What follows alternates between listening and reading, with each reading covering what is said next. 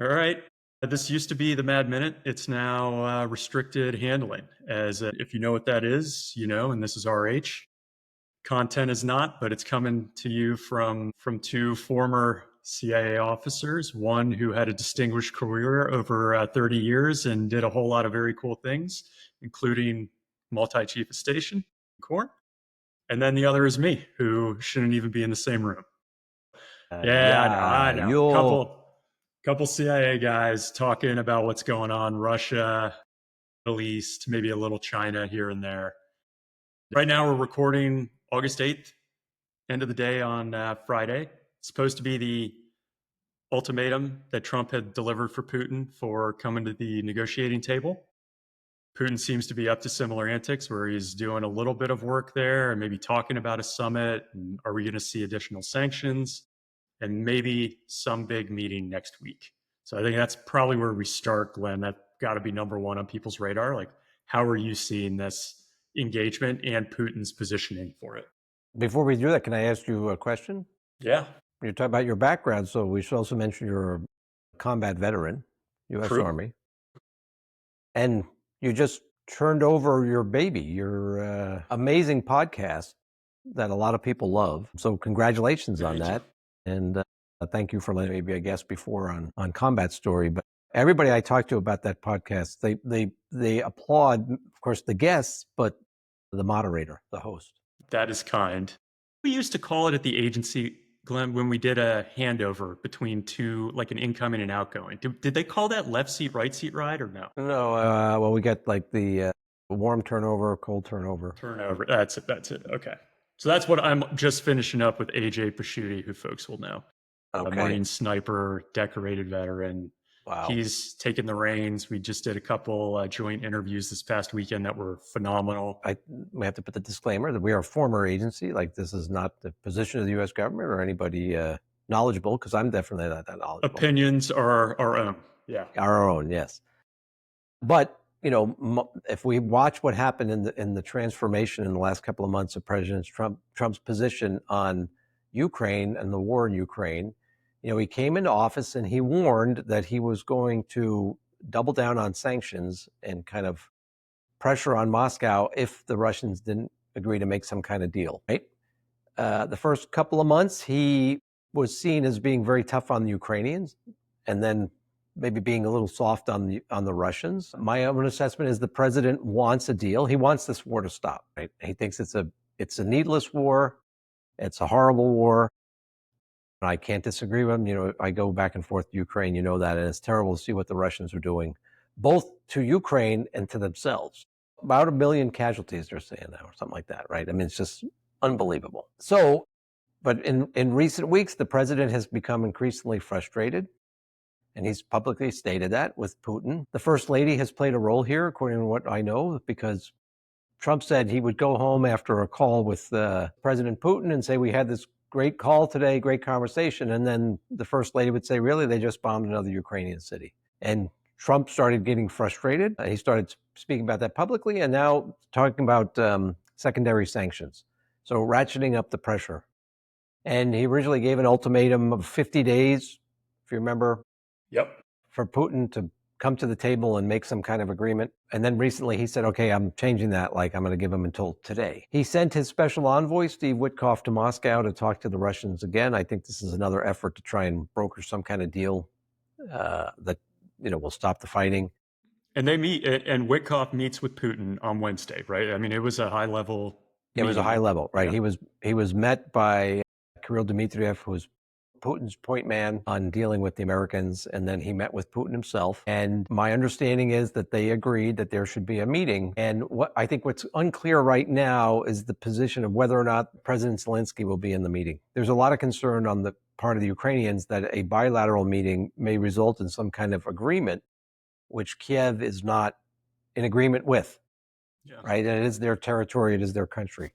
Although my understanding is the White House has been very clear, there will be no deal without Ukraine having a say in it. And I think President Trump, if I understand the media, has said that he might be willing to meet Putin without Zelensky if they can't make the trilateral meeting work. Yeah. My assessment is that Putin will try and use this to buy more time. I think President Trump is realizing that. And so hopefully President Trump will make it clear that, if there's a meeting and you go back to doing what you were doing before, then expect the consequences. As a matter of fact, my understanding is he's already moved forward with the secondary sanctions on India because a lot of energy resources from the Russians. Why do secondary sanctions and not put them directly on Russia? Why go to India, who's such a close partner of ours? I mean, Putin's on the phone literally today with Modi, kind of capitalizing on, it seems like capitalizing on this opportunity, I think he's invited to New Delhi now. Why go for India? I think because India, there are a couple of countries that have continued to do business with Russia and maybe benefit from the war, discounted oil and gas prices, energy prices, because of the primary sanctions that have been placed on Russia. So the Russians are selling at a discount to the Indians. And the Indian argument is we need this to fuel our economy. We obviously want the war to end, but we also have to take care of the Indian people, the Indian population. It's not as easy as just saying stop buying Russian goods. Turkey's another country where there's been a lot of criticism that the Turks have not stopped all business with Russia. The Turkish position has been all along that the EU sanctions or the US sanctions are not Turkish sanctions. And the Turks, somebody gave me, a Turkish friend of mine said, look, our economy is already struggling. If we sign on to a lot of the sanctions, then we're going to be in a world of hurt. So we're not in the same position, let's say, that Europe is or the United States is, to sign on to the sanctions immediately. And there are other countries too that have been continuing to do business with Russia. And the idea now is to punish those countries to encourage them to stop, because the sanctions regime, the Russians want everyone to think that the sanctions are not working, that they're fine. I don't think that is true at all. I think they're struggling. And I think another round of what they're calling secondary sanctions to discourage, let's say that the Indians buy half the amount of resources, that's going to hurt the Russians more, and it's going to deny them the ability to fund their war machine. Yeah. Right? And I think there have been a couple indications recently of the economy in Russia contracting, like car sales are down, some of their energy profits are down for the first time in years. So they're still putting on a good face, obviously, but there's something happening there. To say, if you track what's going on, people will say that the Russians are still being able to acquire certain goods from the West, even from the US. They're buying electronic components, they're buying stuff that they're using for building their drones, their missile systems, or the equipment that they need to for their industrial base, especially the military industrial base, because the Russians don't produce that kind of equipment. But what's important to know is that the sanctions have made, let's say, if you want to buy a lathe to build some machine tool, they're paying twice as much now to get it because of the sanctions and everything they have to go through to get it. So it is costing the Russians, it is hurting the Russian economy, and my understanding is the Russian economy is almost completely on a war footing right now. The consumer economy, it's back to the Cold War 101, where they were not producing basic goods for the population because they were trying to produce tanks, missiles, aircraft to keep up with the US and NATO. So the Russian people are suffering as a result, in my assessment, because Putin wants to continue to fight this war. Feeling it. Yeah. How about the location for this potential summit, right? We've heard Putin talking about the UAE. He's met with leadership. I guess some will say, why not have it in Europe? And maybe this is a play by Putin to kind of push Europe a little further out of the limelight, go to an area he has maybe a little more influence. Anything you make of that? Or is it just this is how it's done? Well, I think the two primary locations that I would have thought would be Turkey, because President Erdogan has been very vocal that he's willing to host a meeting in Turkey. If you remember back in May, there was talk about President Trump, who was in the region, he was in the Gulf, and he said, I will come to Istanbul or Ankara to meet if Putin and Zelensky come. Zelensky went. He went, yeah. Putin did not go. Putin sent a low-level flunky. Yep. Right? So I think the Turks are very interested in hosting something. That would be a good location. And then you have the UAE. What I'm hearing is it's probably more likely the UAE. I'm guessing the Russians are pushing that. And I'm just going to go out on a limb here. This is my assessment. They're doing it to cause a problem for the Turks and for the U.S.-Turkish relationship. Because, my own assessment is Turkey would be a very good location. The Turks have hosted stuff like this, including multiple, series of meetings in Istanbul since 2022 to try and stop this war. And President Erdogan has been one of the only leaders who's continued to engage Putin. So he has a dialogue. And of course, he also now has a very good relationship with President Trump. And Zelensky. So the Turks have kind of tried to play this balancing act, and they're in a position to host something. But I'm going to guess the Russians are pushing towards UAE. Just to slight kind of the U.S.-Turkey relations. That's just my kind of gut feeling. And then, of course, also maybe cause some rift between like the UAE and the Turks. There's already like a complicated relationship there. Yeah. So in the world of like international diplomacy and competition, maybe they're, trying to show that we favor one country over another. And on your point of the Russian people suffering, one of the other interesting stories over the past week was this new software app that Russia's going to roll out called Max.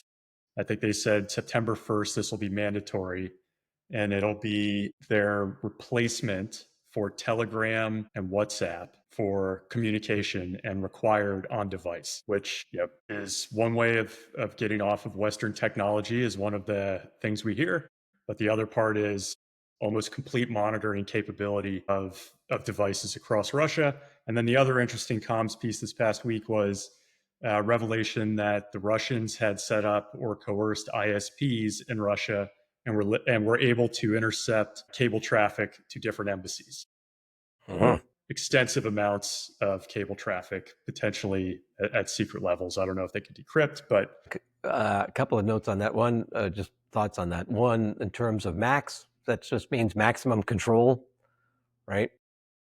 Yeah. Of all communications. There should be no surprise there. Yeah. Well, there should be no surprise there. Like that, the Russians have focused or worked on that for years. They want to make the population completely like dependent on them for all communication. By the way, for all the listeners, I encourage you not to install that on your phone if it comes out, because I'm still amazed that some people are using Telegram.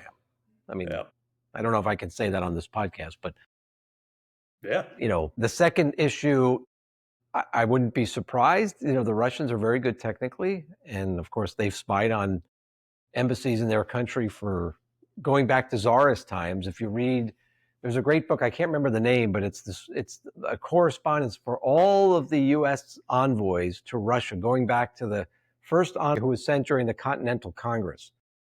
And they have copies of letters he wrote back to the Continental Congress saying, they're reading all my mail, they're spying on me constantly.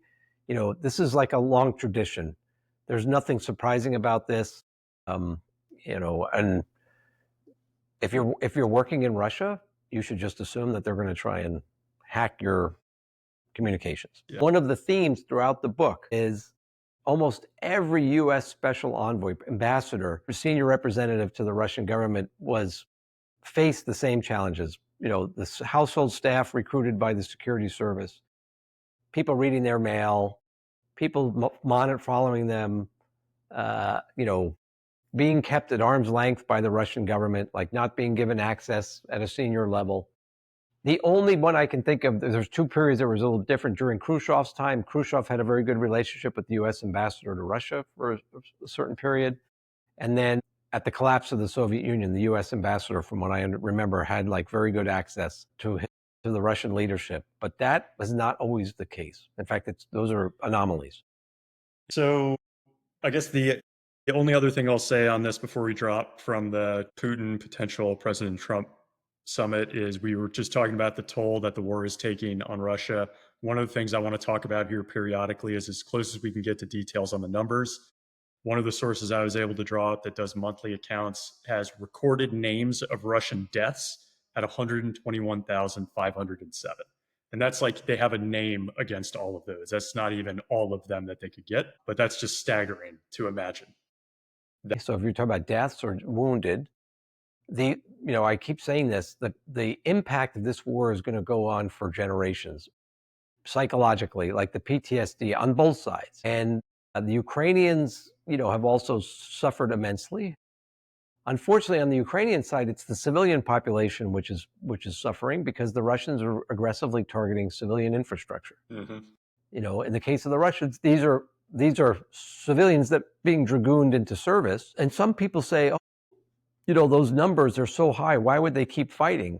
but it's a different mentality, different style of warfare. And unfortunately, if you look at like this, what the Russians call the Great Patriotic War, the Second World War, the body count was tremendous. It was like staggering, and they kept fighting. In the first, like in the Finnish War, before the Second World War, when they invaded Finland, the initial months of that war, they lost incredible. Like, I don't think any U.S. military commander would keep his job if they lost so many troops on the battlefield. And it's sad to say, like, they shouldn't be used to that. Right? But going back to like the long-term effects, we really need to think about what's going to happen. God willing, there'll be a ceasefire. And what comes the day after, and the month after, and the year after, and how are we going to help those people who are, I mean, they've seen, like, if you go to Ukraine on the front lines, it's horrible. Or like, one of my Ukrainian friends told me this story about her son who, the alarms went off, the air raid sirens went off, and she said, we got to go to the bunker. And he said, what's the point? If the missile hits this building and we're going to die anyway, so I'd rather just sleep in my bed. And I think the son is like 12 or 13 years old. And she said to me, like, I'm scared because like we have a whole generation of young people. This is what they've seen. This is what they've been subjected to. Let's pivot to Armenia and Azerbaijan. This is the going on today as well. There's discussions of President Trump having brokered a peace deal here. There's something about energy. And you were right before we hit play on this. Most people are not following this, but I think there is some importance that it's worth spending time on. So what should we be thinking of? Well, thank you for the question. This is a subject that's near and dear to my heart. Let's just start with this. Historically, there has been bad blood between the Azeris and the Armenians in the South Caucasus, which is a region wedged between, let's say, what was the Russian Empire and the Ottoman Empire, Persia. We won't go into all the history because that would take a long time to go through. But we'll go back to 1991 when the Soviet Union collapsed. There was a fight over a piece of land called Nagorno-Karabakh. The Armenians claimed it was their territory. The Azeris claimed it was their territory. The UN declared it was Azeri territory.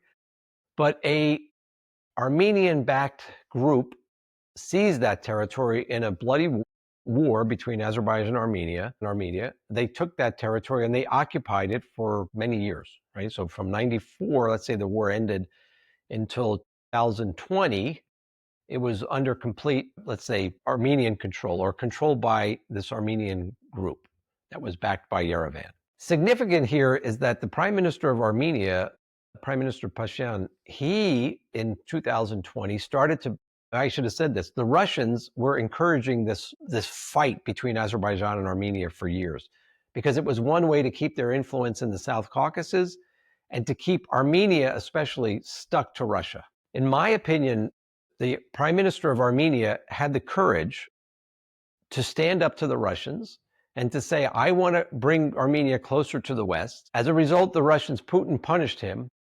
They stopped giving him some of the support that they had been giving him earlier militarily. And in 2020, there was something called the Autumn War in 2020. The Azeris launched an offensive to take back Nagorno-Karabakh, a military operation. And they had some success. They were like recapturing or capturing territory, depending on what side you look at it from. But if you look at it from the UN side, they were capturing territory that was by UN mandate or belonged to Azerbaijan. The Russians stepped in and brokered a ceasefire, and that ceasefire allowed the Russians to put troops in Nagorno-Karabakh to be like the peacekeeping forces. That lasted a couple of years, and then the Azeris went again, and they finished the job. They launched another offensive. What's significant, and they took back all of Nagorno-Karabakh. What's significant here is the Prime Minister of Armenia did not drag Armenia into this war. He did not send Armenian troops. My assessment is he understood that Armenia will be better off if this issue gets resolved, and Armenia can integrate and open itself up to the West. Because the monopoly that Russia and Iran had of control of Armenia, because of its geographic, geopolitical situation, was not good for Armenia. The Armenian economy was not growing. Like, the standard of living was not what it should be for people that are so talented and capable and educated. And after that second war, Their negotiations started, talks started to try and bring a peace agreement, a peace deal between Baku and Yerevan. And I will stress here too that the Turks were very interested in this because the Turks in 1991, they opened the border briefly to Armenia, but then when Armenia went to war with Azerbaijan, they closed the border. And they said, we're not going to open the border until the Nagorno-Karabakh conflict is resolved and there's a peace treaty between diplomatic ties between Azerbaijan and Armenia. Now, today, Prime Minister Pashinyan and President Aliyev of Azerbaijan are in Washington as guests of the President of the United States, who I don't think there's going to be a peace treaty coming out of these meetings, but there's probably going to be a framework for a peace treaty. And there's discussion of a U.S. role in bringing that peace treaty into place and helping to resolve. There's a couple of remaining conflicts between Azerbaijan and Armenia. One is a strip of land called the Zangezur Corridor, which, like, if I had a map, we could point it out, but it's important for Azerbaijan, but it's Armenian territory. I think the U.S. has proposed, in a very, very creative solution to the problem, this dispute between Azerbaijan and Armenia, the U.S. has proposed, let a U.S. company take that area and develop it and build this corridor, a logistics company or logistics companies. So this is kind of like the out-of-the-box approach that this administration is taking to a lot of like long-term conflicts. And it seems that Prime Minister Pashinyan and President Aliyev are going to discuss this, that there's a real possibility that this can happen. And it would be a really important step. And then the last issue to bring a peace deal, my understanding is the sticking point that's really a problem right now is in the Armenian constitution, it refers to Nagorno-Karabakh as being part of Armenia. The Azeris are demanding that that be changed. And so there's, I think, negotiations, and there's still some work that needs to be done because the Armenians are saying no country should be able to tell us what should be in our constitution, right? And that makes sense too. So they've got to work that out. I am unfamiliar where the corridor is. There is, when the war started between Azerbaijan and Armenia, there's an enclave called Nakhchivan. Oh, that's here. There's Nakhchivan. Yeah. That has been separated. There's no land connection with Azerbaijan. Mm-hmm. And so, like, if you visited Baku and you want to go to Nakhchivan, you'd have to fly, right? Or you'd have to go to Turkey and then go across the border. Now, the corridor is supposed to connect Nakhchivan to Azerbaijan proper, which is why it's important for the Azeris. And the Azeris want to develop that. I think the Armenians are worried, like, this is their territory. They don't want the Azeris taking any of their territory. Yeah. Right? Okay. I think my understanding is the proposal from Washington is let a U.S. company develop that corridor so that the Azeris can use it, but it'll stay under Armenian control. And I think at one point the Russians proposed putting Russian border troops there to control it, but I think the Armenians said no to that, which is smart. What are the implications for Russia if this happens? Right, this kind of peace is brokered. The U.S. plays a role in it. Probably doesn't look good for them.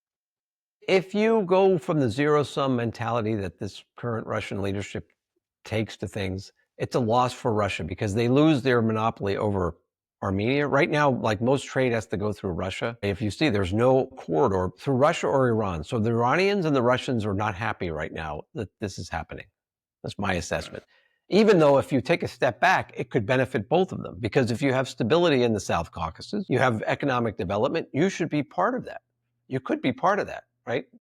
But that's not the way that they see it. No. I think the Iranians have made some very belligerent statements. They're almost threatening statements that if something happens in that corridor, Tehran is not going to accept it, even though they shouldn't have any control over that. It's not their territory. But it threatens their kind of land corridor monopoly. And the last thing I should mention is in recent weeks, there's been real tension between Azerbaijan and Russia. President Aliyev, the Russians, yes. It all started in an incident in Russia where some ethnic Azeris were arrested and then two brothers were beaten to death. They were accused of crimes. And this resulted in a response in a way from Azerbaijan that we hadn't seen before, where the Azeris then shut down the Sputnik office. They arrested some Russians. So they kind of treated the Russians the same way that the Russians treated these ethnic Azeris in Russia. And my own assessment is they were sending a message like, we're done putting up with being mistreated. It's a And we're not bold going to move. it's a very bold move. And so my final thing on this is, if the president of Azerbaijan and the president of Armenia can broker a peace agreement, open the border with Turkey for Armenia, and end this hostility, which has been going on for a long time. It's one of these issues. Let's just say that if I had followed those issues professionally before, this is one of those ones like you're like, there's no solution. There may be a solution. And if that solution is found, my own view is that the people involved, including the president of Azerbaijan, the prime minister of Armenia, and the president of the United States, should be considered for a Nobel Peace Prize, because this will be a big deal. Now, I don't have a vote in that, but this is very significant. And Americans should want this peace treaty to go forward and a resolution to this conflict, because it's one less hotspot in the world and could open up business opportunities. The Azeris, they have oil, they have gas. The Armenians, we have a huge Armenian population in the United States. Like, we have cultural ties. So it could be a win. So we started out in kind of Russia. We went south to the Southern Caucasus. Now we're going to go southwest to Iran, Israel, and what's happening there. And I think in particular, there's some news with Hezbollah de-arming unwillingly. And then also Israel wanting to reoccupy Gaza, but not have Hamas or the Palestinian Authority in place there. Right. Let's start with Lebanon. Lebanon has been held hostage by Hezbollah, which is the only militia in Lebanon after the Civil War that was allowed to keep its arms. And they created a state within a state, funded by, sponsored by, and controlled by Tehran, by the Iranians. Okay, here we go. Our beloved Lebanon, the Levant, beautiful place. I was just there a month ago. It's like, just what a country. In Lebanon. Glenn. Yeah. People are amazing. So anyway, the October 2023, that horrific terrorist attack that Hamas conducted against Israel, that was, in my assessment, supported by and probably directed by, approved by Tehran, backfired big time on the people that conducted that attack, because the Israelis responded in a way that I don't know that anybody expected they would. And let's just talk about Lebanon. In Lebanon, along the northern border of Israel, southern border of Lebanon, is where Hezbollah had its forces. Okay? And after 7 October, Hassan Nasrallah, now the deceased leader of Hezbollah, gave orders for Hezbollah to open up a new front against Israel, forced the evacuation of about 70,000 Israelis from northern Israel, had to be relocated because they were being hit by Hezbollah rockets, drones, artillery. And the Israelis responded in a way that I don't think anybody expected, like the efficacy, if that's the right word. Their intelligence was outstanding. They, one by one, removed Hezbollah's leadership. They went after arms depots. They went after rocket sites. The Israeli military did an outstanding job. And over time, they wore down Hezbollah to a point where Hezbollah, by the end of last year, no longer had the power to blackmail and completely control the governor of Lebanon. And the government, which had been without a president for over 2 years because Hezbollah was blocking any candidate in the parliament, the Lebanese were able to elect a president. They put together a cabinet. They have a functioning government. And the U.S. position has been that until Hezbollah is completely disarmed, the United States is not going to provide Lebanon with the assistance it needs to rebuild parts of southern Lebanon and Lebanon that were impacted by the war with Israel. And the Israeli position is, until Hezbollah is disarmed, we're going to continue to attack targets because Hezbollah is a direct threat to Israel. There's been a big debate inside of Lebanon. Again, you can go through there are different religious denominations and groups. So Hezbollah, mainly there are two main Shia political parties. Hezbollah, which is, they have a political wing, and then they have the armed wing, which is a terrorist organization. And then you have Amal, which is another political party.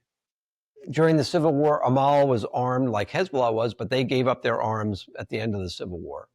And then among there's Maronite Christians, Catholics, there's an Armenian community in Lebanon. Great place in Lebanon, borne, where the Armenians are mainly based. Best food in the world. Love it, man. Borne. We got to go someday, Ryan. All right. And then you have a Sunni community, right? The Hezbollah now, I think the Sunni and the Shia want Hezbollah disarmed. They've wanted them disarmed for years. They have an opportunity now. What's just happened recently is Tom Barak, the special envoy, he's the U.S. ambassador to Turkey. He's now the special envoy for Lebanon and Syria. He went to Lebanon and he told the Lebanese, if you want U.S. assistance, you need to take steps to disarm Hezbollah. Okay? And that will also allow us to have the Israelis, or allow the Israelis to stop bombing you. You know, when I was in Beirut a month ago, like, the Israelis took out a target in southern Beirut, right? They're continuing their airstrikes against Hezbollah targets. So the position of the U.S. is the Lebanese armed forces and the Lebanese state should have a monopoly on arms. They need to disarm Hezbollah and other armed groups. There are some Palestinian groups that are still in Lebanon, holdovers of, the PLO that then over years, like all the refugees, like different groups that have been aligned with Hezbollah. And now my understanding is that the cabinet this week had a meeting where the president and the prime minister agreed that they said publicly the only group that can have arms in Lebanon is the Lebanese government, the legitimate government of Lebanon. And Hezbollah needs to disarm. One cabinet member from Hezbollah, one from Amal, walked out of the cabinet meeting in protest. But my understanding is Hezbollah has said they're not going to go to the streets to try and block this, and they're not going to try and tank the government, which is stuff they've done in the past. Yeah. Right? So there's some progress being made. I can send you an article when we're done. Our former ambassador, who is just, nobody knows Lebanon better than Ambassador David Hale. He just wrote a great article about this. Basically, the title is "It's a Good Week for Lebanon." And Iran can't help them right now, right? I mean, like, all the cards are in favor of this potentially happening. One thing I heard when I was in Beirut from several people is that the Shia community is angry because, Iran promised them protection for years. And then when they pushed Hezbollah to war with Israel, the Israelis responded so effectively, the Iranians did nothing, right? And it's kind of like the emperor has no clothes. What's been two other factors here. One, the collapse of the Syrian regime and the creation of this new, the al-Shara government has denied Iran the ability to transfer arms through Syria, which is what they were doing. It was a corridor into Lebanon to supply Hezbollah. They've lost that corridor. And the government in Damascus is saying, we're not going to let them do that again. That Hezbollah is an enemy of the Syrian government. And that makes sense because during the Syrian civil war, Hezbollah and Iran were supporting Assad and the regime, and al-Shara and the guys that were part of HTS were fighting them, right? So that's one big factor. And I would applaud the U.S. administration for being so forward-leaning and recognizing the new government of Syria and trying to encourage, like they remove sanctions, which has allowed U.S. companies to start looking at investing and doing business in Syria, right? And the other thing I would say is the other factor is just what happened in Iran. So the Israelis again demonstrated how effective they are, right? They just pulled off an amazing campaign in the period of less than 2 weeks, and the Iranians, I think, they're struggling. They're having problems, and they're not able to influence Lebanon the way that they were before. There are still people in Tehran, let's say hardliners, that want to, but I don't think they have the throw weight that they had before. To me, one of the biggest surprises of the past few months is Iran's inability or unwillingness to respond to what has happened. The complete lack of any response that we've seen from them. And I don't know, do we believe that they're biding their time? Is it just that they really have no capacity to project right now? Why on earth would we see nothing from Iran? I think this is my assessment, that the Iranians, like the emperor has no clothes. The Iranian military capability was nowhere near what they advertised it being. And when the Israelis went to war, the Iranians were caught flat-footed. You know, the Israelis, you talk about an intelligence operation, Ryan, like what they did in the beginning, right? They had teams inside of Iran doing, UAV strikes against strategic targets deep inside of Iran, right? They had networks that were in place. They took out the leadership of the Air Force, if I remember correctly, the Quds Force, and the nuclear program in short order, the same way that they did to Hezbollah, with precision strikes. So that tells you, like, if I was an Iranian, I'd be like, oh my God, their intelligence is superb. I better be like, what car I drive. Change right? it daily. Change it. Yeah. Yeah. I mean, just stay in my basement. So I think the Iranians and their weapon systems didn't just not as effective as they said they were. They are. And my guess now is the Iranians are licking their wounds, trying to figure out how to rebuild. But it's also important to say that Russia, their ally, did nothing for them, right? Yeah. When the Israelis started, then we got into the mix, and we went after Fordo. God bless the U.S. Air Force, by the way. Yep. Brilliant operation there. And the Russians did nothing other than maybe a few words of, hey, like, we're here for you, but because I think good luck, because my assessment is Putin didn't want to antagonize President Trump, and the Russians also don't have the throw weight. Like in Syria, when the regime collapsed, the Russians could do nothing to help Assad. Nope. And that's thanks to, in many ways, the Ukrainians, who have been fighting this war with Russia. They've stunned everybody in 2022 by not just not collapsing, but organizing a very effective counteroffensive. Then, defense. They've been wearing the Russians down. So this is all interconnected, right? Yeah. And the Iranians don't, my guess is if I were Putin, I'd have been telling the Iranians, don't push it too far, because I need to keep buying like drones from you.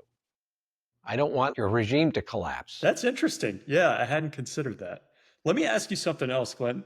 Is there any chance, if you look at bargaining chips that Russia still has, as you mentioned, like they did not support Iran, they couldn't support Syria, they're having to really focus, obviously, in Ukraine. Is there a bargaining chip there where they might hint at giving more nuclear know-how or technology to Iran as a don't push us too far or we'll arm this group? Well, if you remember, I think it was the former president, prime minister, now in the deputy head of the National Security Council, Medvedev, who made some comment, like, we can help the Iranians or something like that. President Trump responded very, very effectively, basically saying, like, don't poke me, don't poke us, right? You don't play with fire. The Russians could do that, but I don't know that it's in Russia's best interest, because that threat could be a threat to Russia as easily as, in fact, more of a threat to Russia than it is to us. The Russians also have to consider the Israelis, right? So I guess the Russians could do that. And for years, the Russians have been trying to play a double game with the Iranians. They would tell us that they are, trying to, they wanted this, sorry for the audience, but JCPOA. Oh, yeah. Right? They were encouraging that. They wanted, even during the fighting recently, Putin's saying, like, I can broker a peace. Like, I'm ready to mediate. And I'm glad the White House said, we don't need your help. You focus on ending the war in Ukraine. Yeah. That was a great response, because the Russians aren't going to help us, right? They'll just make trouble. And we don't need the help. What we need is the Iranians to realize that it's this aggressive behavior towards the U.S. and Israel is not getting you anywhere. You could be a lot better off. By the way, some people here, this is just my opinion, but some people were saying, well, we don't want the regime to collapse because we'll have another Iraq. And I remind people all the time, the Iranian people, the Persians, the Iranians, and by the way, it's not just Iran, there's a large Turkish Azeri population, there are Arabs, but they're very educated, they're very smart, they're great at business. I mean, look at our own country.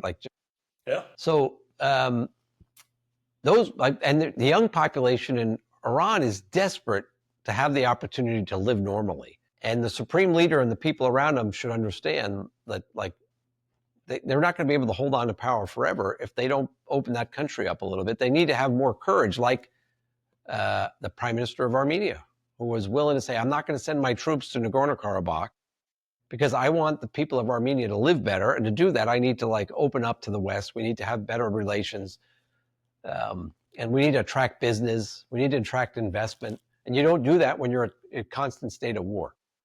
When it comes to intel stuff that's gone on, just a few things that I had picked up over the past week that most people probably wouldn't have seen. An American soldier, an active duty soldier, was arrested for passing information on U.S. equipment, including the Abrams tank, to Russian handlers. So U.S. counterintel nabbed him. He had, let's see, basically Ukrainian intel saying that Russia had provided technical assistance to North Korea in different areas to include modernizing its nuclear weapons. Very interestingly, the UK government is pretty upset because the Chinese, they're planning to rebuild their embassy there, and some of their plans have extensive redactions that the UK government wants to know that talk about tunnels and communications and things. So surprisingly, not surprisingly, they want to know Right. more about that, and the Chinese do not.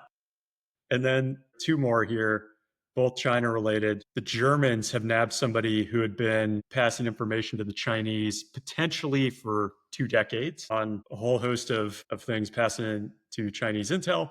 And then the last one was US busted 2 Chinese nationals who were trying to export sensitive AI chips out of here. And this is all just the past week or so. All of this stuff, it shouldn't be surprising. I mean, this has gone on. Like they say, the 2 oldest professions are prostitution and espionage. That's so, right. Right? I think that these number of cases, first of all, I applaud those, counterintelligence units in the U.S. that Yes. identified and stopped these threats. I don't envy people on the security or on the counterintelligence side today. I think our country is facing serious challenges for a number of reasons, which, it should be obvious, but there's a lot of polarization in society. There's a lot of ideological arguing going on. And then technology has made espionage even more complicated and potentially super painful. When someone can download a ton of information if you don't have the right controls in place. So no doubt about it. They have the Germans, what they're dealing with, no doubt about it. Like industrial espionage remains a serious problem. Commercial espionage. We as, I don't do this anymore. But if I were still in the government, I said about 5 years ago to somebody, I said, we're in for a very, very tough period and we need to really up our game. And that means you have to have one of my mentors in the agency said the best way to catch a spy is recruit a spy. So our intelligence community has a lot of work to do. You and I both work with a lot of great people. There are a lot of great young people in the intelligence community. But they're operating in an environment now too, which is very complicated. I wish them strength and the fortitude, the courage to continue to do what needs to be done to protect this country and our allies. Yeah, well said. Let's go back and look at what the Ukrainians did in Russia for this Operation Spiderweb. Oh my gosh, so I good. mean, hats off, unbelievable. And then let's look at what the Israelis did in Iran. Unbelievable. Now, in the United States, I say this to different groups I speak with, we need to pay attention to that because someone can do that to our critical infrastructure. Yep. And do we have the do we have the defenses in place to stop threats to nuclear power plants, to ports, because in both cases, they went after strategic targets, military bases. Do we have the counter drone capabilities? Our intelligence capability is good, but is it where it needs to be? Anyway, it's something we need to pay attention to. I'm a member of a think tank. It's called the Institute for Critical Infrastructure Technology. We look at kind of the threats to critical infrastructure, and that's cyber, obviously, but it's also lethal. It's kinetic. We've seen the Russians start using sabotage operations in Europe. We shouldn't assume they couldn't do it here, or other bad actors, including non-state actors. That is absolutely right. But you mentioned a name earlier, Dmitriev. Yeah, Kirill Dmitriev. Where would he sit in this network of people? How close is he to Putin?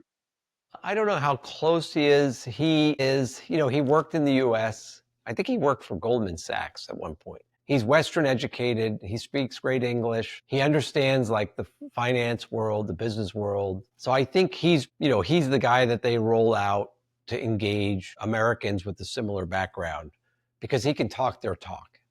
Interesting. Right? Going back to Medvedev, I would say, if you notice, there was a guy in Russia for years. His name was Zhirinovsky, and he was the head of a party called the Liberal Democratic Party, LDPR. Yeah, Liberal Democratic Party. He would say all kinds of crazy stuff. Like during the Olympics in Salt Lake, he claimed the Americans were giving the Russian athletes like poison Big Macs to make them like less effective. He's the guy that warned like they can Alaska was Russian territory, they're going to take it back. He would say all these wild things, and my assessment is like the Kremlin was using him to kind of send a message like we can be crazy if we want to. Then we had Prigozhin. Yeah. Right? And Prigozhin was the guy. My assessment is they were using Prigozhin to say, hey, like Putin may be bad, but it could be this much worse. Right? And now I think Medvedev is filling that role. I would agree with you. Right? So he's like, I'm sure Putin is telling him, go say some aggressive stuff. Mm-hmm. But what I don't think they expected was the most recent one where he threatened the United States and President Trump came right back at him. They're not used to that. They haven't seen that for years. And when President Trump said, okay, like I'll send my nuclear subs, I mean, I'm sure people in the Kremlin were like, what? Like, where did that come from?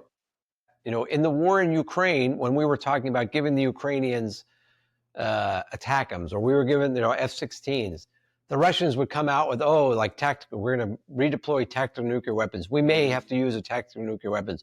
If there's a threat to Russia, like we have the right to use, and everybody would go, oh, no, right? And one Ukrainian official said to me once, it was very, very interesting thing. He said, listen, the Russians, like in Russian military doctrine, they don't talk about use of nuclear weapons. They talk about strategic deterrence. And they're, in other words, like they use the threat of nuclear weapons to deter their enemy. And in this case, the U.S. is, their enemy. And so I think like when they're make this announcement, they're going to leave or they're going to end their self-imposed limitations. I think it's just another tool they're using to try and like intimidate us into like not doing something. Maybe it's the sanctions. Maybe it's, not moving our subs. I don't know. Yeah. Well, I'm going to hit on one other thing and then we'll get you out of here. So this is because you mentioned Prigozhin.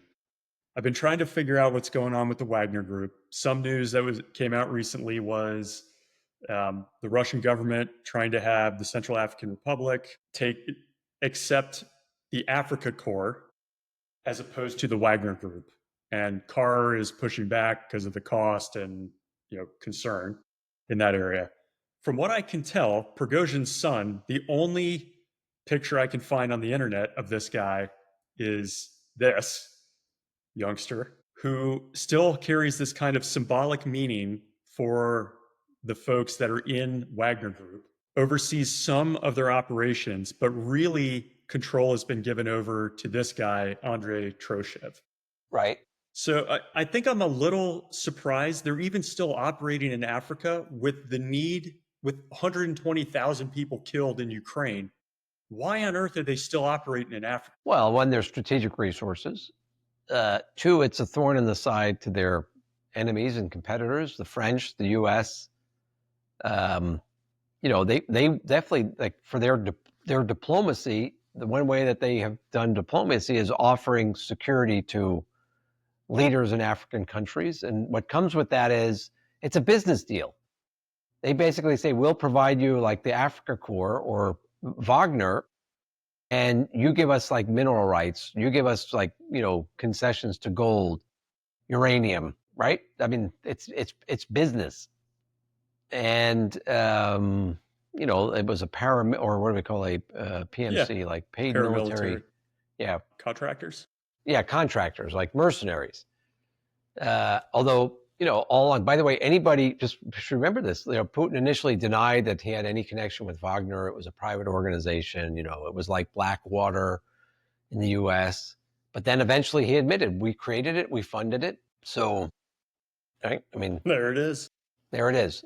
So it's a tool used by the Russian state to project power and to make money and to disrupt. You know, one of the things I think, like in car, the Russians are looking for opportunities to disrupt any progress we make, and we've been very active since the election. In, for example, oh my God, I can't.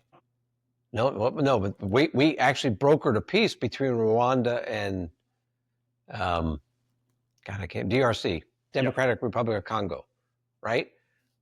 President Trump had this, rare earth minerals deal proposal. His special envoy was very active. So the U.S. game is kind of picked up in Africa, I would suggest, right? And there's this idea of commercial diplomacy. And then, of course, the Russians want to disrupt that. They don't want that to happen. Makes sense. All right. Glenn, anything we missed? Things to flag? Can people find you somewhere in the next couple weeks that you're going to be presenting, speaking? I don't want to advertise my travels too Yeah. much. I am going to be, I will say this, I'll be in San Francisco at the end of September to speak at a yacht club. And I'll give you the details because I'll be in your neck of the woods. I'll be at Camp Lejeune next week. So, can you share the occasion? Just some meetings with some of our military friends. Got it.